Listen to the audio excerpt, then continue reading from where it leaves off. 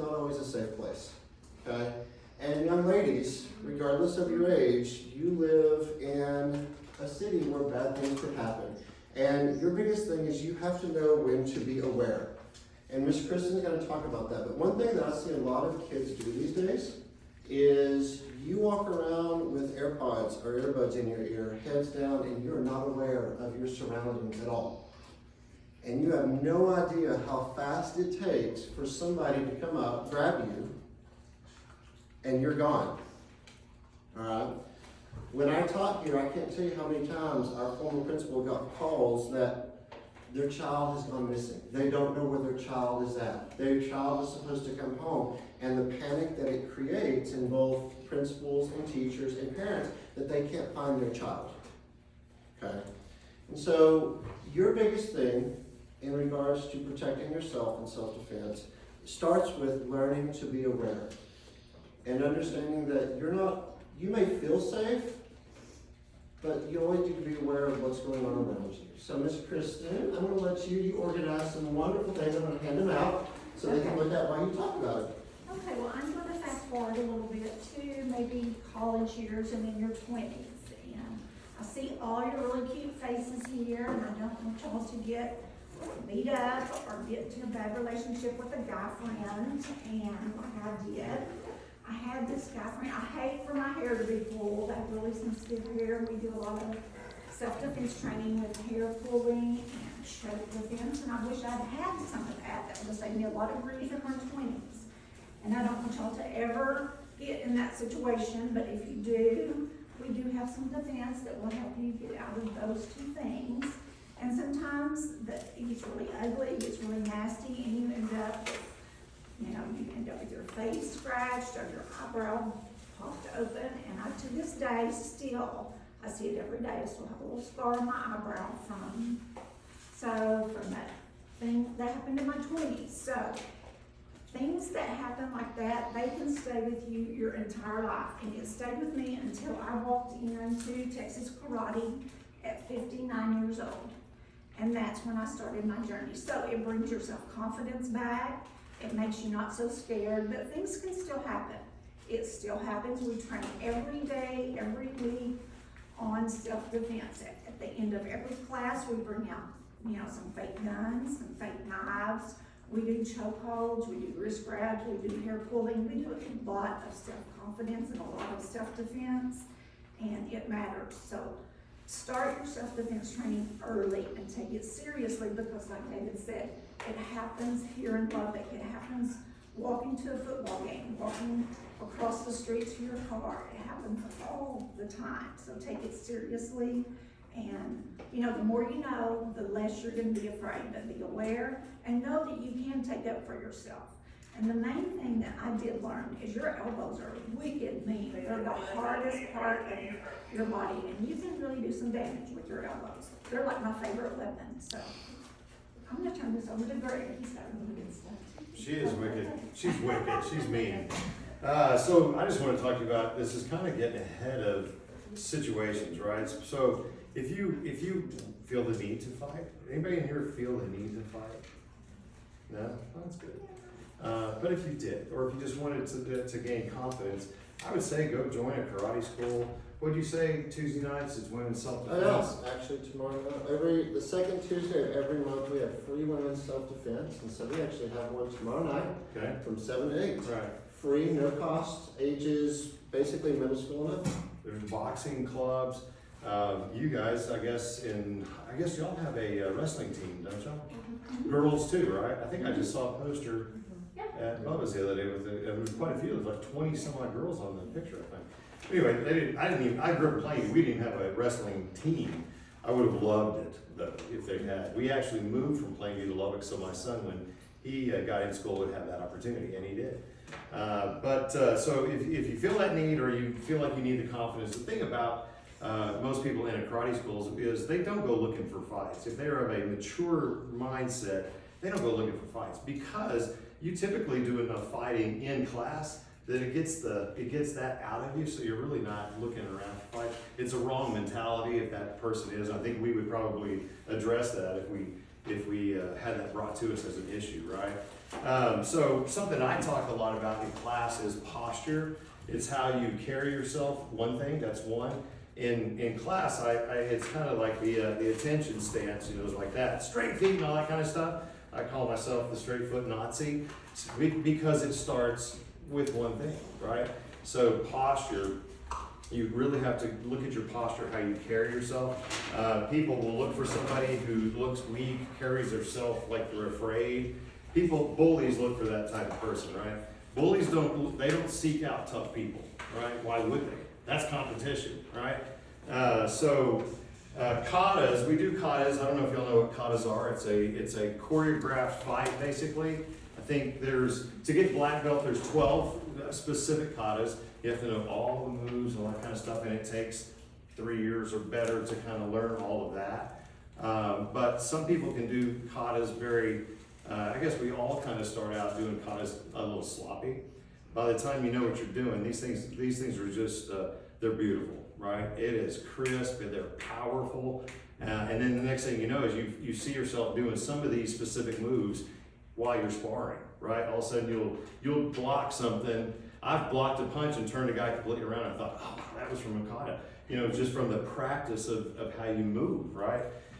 So really what I want to talk about a lot is doing things with the end in mind, right? To pre-decide, to kind of design your life, right? So you don't understand what I'm talking about, pre-decide. So pre-decide what you're going to do in situations, right? Some of that is, we talked the other day about a guy this is kind of a street guy, came to school, the Christ school one time. He only came for a short period of time, but he asked one of the instructors, this is probably 15 years ago or better, and he said, okay, if I'm walking down the street at 2 a.m. in the morning, man, 2 guys come up to me and they want to attack me, what do I do? And the instructor goes, what are you doing that at 2 a.m.? And I thought, that is the absolute best advice I think I've ever heard. Because, I don't know, I guess if that guy, he went for about a month. You don't learn enough in a month to protect yourself against 2 guys, right? This becomes a way of life. So, Saturday, we got to go to Austin. We watched some speakers there. Priscilla Shirer, have y'all heard of her? She's an author, actress. Have y'all seen the movie The Forge? If not, you should go see it. She's in it. But she's a great speaker. She's an author and everything. She said that her brother played pro football. And he knew that what he did on Sunday was going to be reviewed on Monday, right? So his coach was going to look at the game film and get critiqued, good and bad, right? So that's kind of that pre-decide. So on Sunday, he had to pre-decide, or he had to remember that he was going to be looked at on Monday, right? So I think if all of us knew our game film was going to get viewed, occasionally we might do different things, right? We might change behavior. The other person that we saw is a guy named John Maxwell. Have you heard about him? He's a leadership author. Okay, he's written like 90 some odd books, right, on leadership. Right now, I'm actually rereading one of his. It's called The 21 Irrefutable Laws of Leadership. I would write that down and read it. It's a great book, right?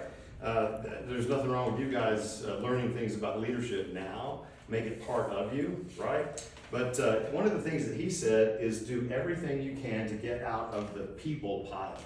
And he talks about the people pile as people, the pile of people is kind of a pile of average. It's just average thinking, average acting people, okay? Does that make sense? So your goal every day is to get out of the pile.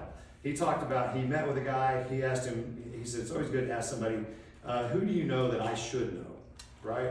And he mentioned a guy named John Wooden. Y'all will not know who he is. But he was a coach at UCLA, basketball coach. Very, very famous, won a lot of consecutive national titles, things like that. And he said, I'm actually meeting with that guy, so I'll get you set up. So interesting deal. Y'all should look up John Wooden.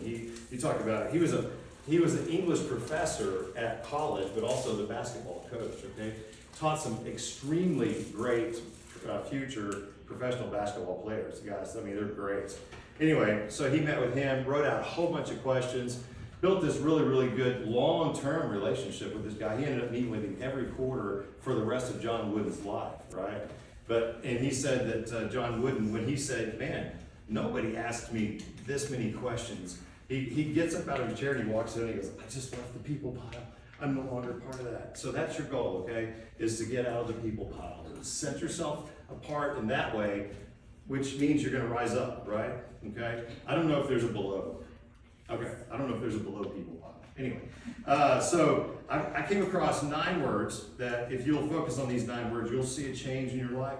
This is something that goes out. Have you ever heard of The Secret, the book called The Secret? What goes out comes back. What you project out is what comes back. So let me just read these 9 words, okay? So love, joy, peace, patience, kindness, goodness, faithfulness, gentleness, and self-control. Have y'all ever heard those? Have you? What is it? Awesome, you do. All right, good deal, good deal. So I think if you'll project those 9 words, you'll get those 9 words back, okay? Keeps you from having to fight. But we would love to have you at the karate school. I'll kick it back to you. That was good. So that gives me enough time, because I know that part of them came to listen to about confidence and what we teach, but I think they would probably love to see just a small portion of things. And so you actually did really good. Get them on putting a piece of paper down. You always teach. No, we're plenty. We got plenty. He's going to throw me over a table. Why not? He actually. So when we are teaching choke defense, there is something you always tell the class that before they get here, what should they do? Why would you ever let someone get to here? Okay. Right? That's the first thing, is if you see this or even a grab, if somebody's coming up to you, why do you even let them get to this point? Does that make sense? Even in demonstrating it, I have a hard time letting them do it, right? You know, just to get here. Who wants to get choked? Raise your hand. How many, she's like I do. She's like I do. How many of you have a personal bubble? You know what a personal bubble is, right? Do you know when that's being invaded? Okay. If you know that this is being invaded, you've got to protect that personal space. Okay. Now, because I'm going to defer to you now, because I want to dip to why I get to that. But since you are the signature student amongst them today, I'm going to let you be the one who would demonstrate how we would do things. Okay. So this is a basic. No, you're good. I'm not going to actually. But this is a. She gets very scared. I mean, this would be what we consider a basic front choke. Now, I'm not going to actually choke her. Okay, it's just to symbolize. But yeah, and she. A choke is very intimate. Most people are going to sit here and put both hands. And they're going to take you to a wall. This is the worst thing to do. Okay. First off, my hands were busy. Her hands were not. She decided to make her hands busy when she did this. Instead, she's got, I'm just going to let you pick whichever one you want to do. Poke his eyes out, I could pop his ears, I could go for his throat, I could do a lot of things. Well, go ahead and show me how you would get up. Do your favorite one. My favorite one, oh, here, then we run up my favorite thing, my elbow. Yep. I thought I was going to say elbow. Okay. My favorite, now I know what they do. Yes, if you have a sibling. Same thing that also happens if somebody comes up to grab you. Stop touching me! Okay. I know this is, y'all know, well, I don't know. Has there been a fighting hunch this semester yet? Yes. You typically know when one is happening because what's everybody doing? Oops, sorry. They're yelling, they're screaming. That's when you know, oh, I need to look this direction with my cell phone because I hear yelling and screaming. If you are being attacked, regardless of the place, the first thing you need to do is be as loud as you can. That's going to draw attention, first off. Okay? How many of you walk home after school every day? Any of you walk home? Okay. Think about the places that you go on the daily that might put you in an unsafe situation. If you've ever gone anywhere and you even have a moment where you're like, I don't feel safe here, you should listen to that. Listen, always listen to that. Because if something were to happen to you, even if something as simple as this, would you know what to do if somebody's trying to pull you? I'll pull back. Okay. Elbow. What would be your, well, here's the Q&A. What would you do? What's your default? Is it to pull against me? She said beat the heck out of him. Okay, so how would you go about that? Huh? How would you go about that? Eyes. He's very busy right here. Okay. Eyes. What else would you do? Basically,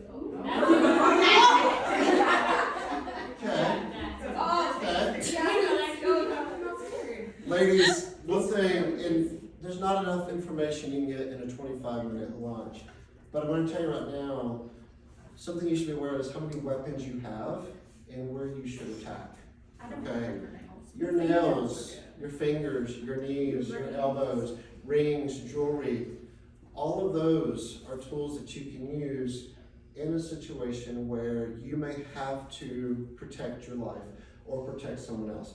And we always harp on this with our teenage age kids because they don't take it seriously. They think of it as, it's a joke, it's never gonna happen to me. You don't know how many kids your age go missing. And that all starts with just one person who is out to get them, okay? All right, we have handouts. Please take if you did not get one. It does. It has free classes. We have self-defense tomorrow night at 7 o'clock. Come join us. Make sure you take away your trash.